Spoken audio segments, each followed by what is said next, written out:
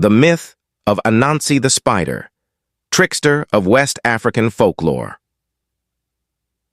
In the ancient forests of West Africa, where the baobab trees stood tall and the rivers shimmered beneath the sun, there lived a creature whose name was whispered in both awe and laughter. His name was Anansi, the spider, and though he was small in size, his wit and cunning were greater than any lion's roar or elephant's strength. Anansi was not an ordinary spider. He was a shapeshifter, a cunning trickster, and a master of stories. Some said he was a god, a being of pure mischief sent to test the wits of humans and gods alike. Others believed he was just a clever creature, always on the lookout for his next scheme. But one thing was certain. Wherever Anansi went, chaos, laughter, and lessons followed. The Great Competition of Wisdom. One day, the sky god, Nyame, decided to test the creatures of the earth. He called for a great competition to see who could gather the most wisdom. Whoever won this contest would become the keeper of all knowledge, and their name would be sung for eternity. News of the competition spread like wildfire.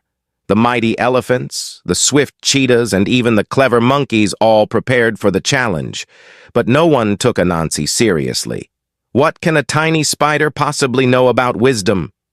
They laughed. But Anansi, with a glint in his many eyes, had a plan. On the day of the contest, the animals gathered at the foot of the great mountain where Nyame sat on his cloud throne. The competition began, and each creature brought forward pieces of wisdom they had collected from the earth. The elephant spoke of patience, the cheetah of speed, and the owl of foresight. Each animal impressed the sky god, but none of them had gathered enough to claim victory. When it was Anansi's turn, the other animals snickered. "What can this little spider have to offer?" they whispered. Anansi, however, did not approach with grand speeches. He simply spun a small web and whispered, "Wisdom is not in what you say, but in what you listen for." As he spoke, the winds quieted, and the entire forest hushed, straining to hear his next words. Nyame, intrigued by the silence Anansi had created, smiled. "Indeed, Anansi," he said, "wisdom is often found in the quiet spaces between words. You have won the competition." The animals were astonished, and Anansi, the tiny spider, became the keeper of all stories and knowledge. But Anansi's story did not end there. He had many more tricks to play, and his hunger for mischief was far from satisfied. The Tale of Anansi and the Sun. One day, as Anansi wandered through the forest, he grew tired of the bright sun always shining overhead. "Why must it be day all the time?" he grumbled. "There should be a way to turn off the sun when I wish to rest in peace." Determined to trick the sun, Anansi devised a plan. He crafted a beautiful golden web that shimmered like the brightest dawn. With it, he climbed to the top of the tallest tree in the land, high enough to reach the sky. There, he lay his web across the path of the sun. When the sun rose the next morning, its light became entangled in the web. Anansi's trap worked perfectly. The world was plunged into darkness, and all the animals were confused and frightened. They searched for the sun, but no one knew where it had gone. In the darkness, Anansi snickered to himself, proud of his success. "Now I can sleep whenever I wish," he thought. But soon the animals came to him for help. They begged Anansi to restore the sun. Without its light, their crops wouldn't grow, and they couldn't find food. Anansi, enjoying the attention, pretended to consider their request. "I will restore the sun," he said, "but you must give me offerings in return. Each of you must bring me your finest treasures." Desperate, the animals agreed. The elephant brought the finest fruits, the leopard brought shiny stones, and the birds sang their most beautiful songs for Anansi. Pleased with their gifts, Anansi finally removed his golden web, and the sun returned to the sky. But Nyame had been watching from his cloud throne, and though he admired Anansi's cleverness, he decided that the trickster spider needed to be taught a lesson. The Lesson of Nyame. Nyame called Anansi to his throne. "Anansi, you have grown too proud of your tricks," the sky god said. "You may be clever, but there are consequences for meddling with the natural order of things." Anansi, as always, was unfazed. "But wise Nyame, I only wished for a little rest.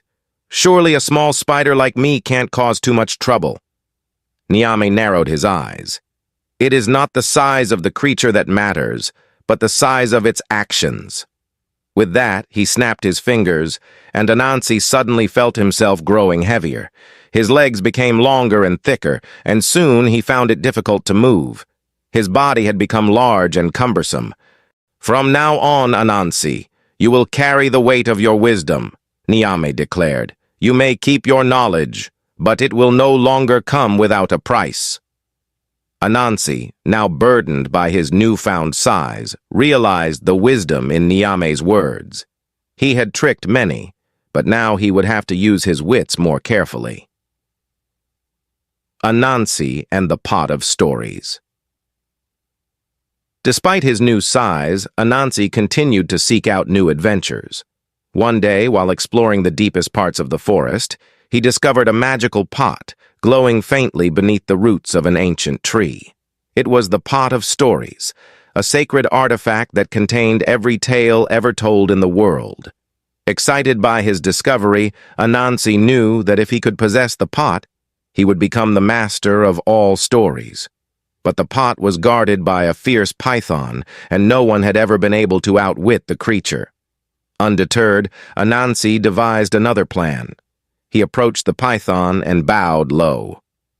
"O great and wise python," he said, "I have come to seek your advice. I have been told that you are the longest and strongest of all creatures, but I have never seen it for myself. Could you stretch out so that I may witness your true size?" Flattered by Anansi's words, the python agreed and stretched himself out along the ground. "But how can I know if you are truly as long as you say?" Anansi asked innocently. "Perhaps if I tied you to this tree, I could measure you properly." The python, eager to prove his greatness, allowed Anansi to tie him to the tree. Once the snake was bound tightly, Anansi seized the Pot of Stories and scurried away, laughing at his cleverness. From that day forward, Anansi became the keeper of all stories. He would share them with the world, but only on his terms. Some stories were meant to teach, others to entertain, and still others to trick those who thought themselves too wise. Anansi's final trick. As the years passed, Anansi's legend grew. He had tricked the gods, outwitted the animals, and gathered the wisdom of the world. But there was one thing Anansi had not yet done: trick death itself. One evening, as the sun set over the forest, Anansi felt a chill in the air. A shadowy figure appeared before him, cloaked in darkness. It was Death, come to claim the clever spider's life. But Anansi, as always, had one last trick up his sleeve. "Death," Anansi said, "I have heard of your great power, but I wonder, are you as clever as you are strong?" Death, intrigued, nodded. "I am both," he replied. "Then let us play a game," Anansi proposed. "If you can outwit me, I will come with you willingly. But if I win, you must leave me in peace." Death agreed, confident that no one could outsmart him. Anansi, smiling, said, "Let us race to the edge of the world. If you can catch me, I will be yours." With that, Anansi scurried off at full speed, weaving through the trees and across the rivers. But just as Death was about to catch him, Anansi spun a web so fine and intricate that Death became entangled. While Death struggled in the web, Anansi disappeared into the forest, his laughter echoing in the wind.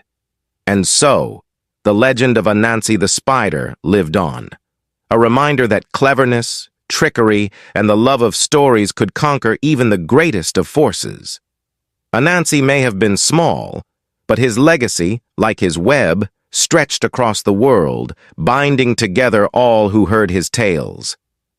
And if you listen closely in the quiet moments of the night, you might just hear the faint laughter of the trickster spider, still spinning his webs of mischief and wisdom.